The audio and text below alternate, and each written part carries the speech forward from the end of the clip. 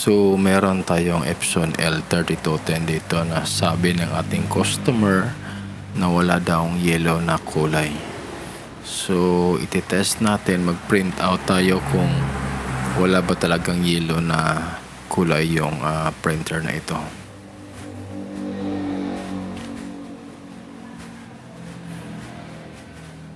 Ayan na. So, makikita natin guys dito na totoo yung sinabi ng customer na wala talagang yellow na kulay yung kanyang printer. So, ito troubleshoot natin to guys. Una sa lahat, kailangan natin i-check yung mga hose na wala bang leak, wala bang putol, o mga kagat ng mga insekto. So, i-check natin yan. At saka dito, i-check natin kung may laman ba. So, yan. Pag walang laman yan guys, may iba dyan na clog eh. So, ang gagawin natin ito is isaction natin ng siren. So, pag ganito ang gagawin natin, malalaman natin na may leak ba yung hose. Kapag hindi pumasok yung ink, ibig sabihin may leak yung hose niya. Pero kapag pumasok, okay yan. So, based dito guys, okay yung kanyang hose. Yung daloy niya ng ink, okay, walang problema. Napasaksyon natin at napabalik natin yung ink, walang problema. So, wala dito ang problema. So, yung problema natin sa next is possible na sa head, clog siya.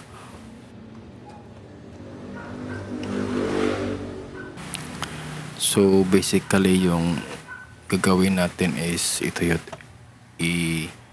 Ilagay natin sa out yung kanyang waste ink para hindi mapuno yung kanyang waste pa doon na original. Tapos mag power flashing tayo dito. So meron tayong air shader dyan, ilagay natin sa description. Hindi sa akin yan. Kung di nasa store yan, pwede nyo kayong mag-PM sa may-ari or mag-chat. So guys, dito guys makita natin na walang lumabas na ink sa pag-flashing natin. Dapat maraming lumabas pag ganyan. So ibig sabihin nito guys na may problema ang kanyang wasteboards system or wasteboards assembly. So pag ganito guys, hindi na ako magdadalawang isip. Talagang palitan ko yan ng bago. So ito guys, kailangan natin na baklasin nito. May isang screw dyan, tapos mabubuksan mo na yan. At may isang screw din dito at sa taas. So ganyan, kailangan natin ng medyo mahaba na screwdriver para dito, or yung maliit na mahaba okay lang din. Tapos i-remove natin to. So ito pull up lang ng konti, tapos ma-pull out na. Makikita natin na medyo madumi na yung printer, madaming itlog ng mga cockroach. So kailangan nating linisan yan. So ito yung ating palitan, ang whole wasteboard assembly. So dito may dalawang screw na dapat nating i-remove para completely remove na yung wasteboard system or assembly natin. Ayan, madali lang itanggal to at saka ikabit.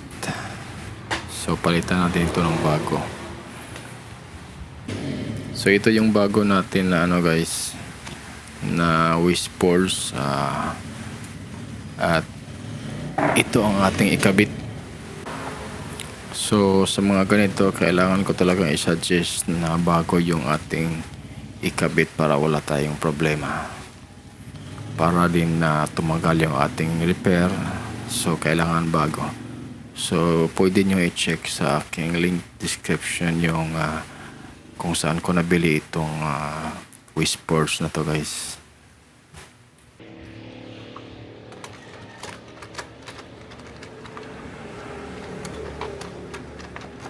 So sa pagkabit nito, dapat namang ikutin yung gear doon sa kabila para siya kumasya ng maayos at pumasok ng maayos doon sa kanyang lagayan. Kasi pag hindi mo ikutin doon, hindi yan mag-a-align ng maayos. So itong gear na to, ikot-ikutin mo lang yan hanggang pumasok yung waste force natin na naka-settle talaga sa kanyang lagayan ng screw. So ibalik natin yung dalawang screw at pagkatapos nyan is i-test na natin kung ano na yung output ng ating printer na bago na yung waste force system niya or assembly.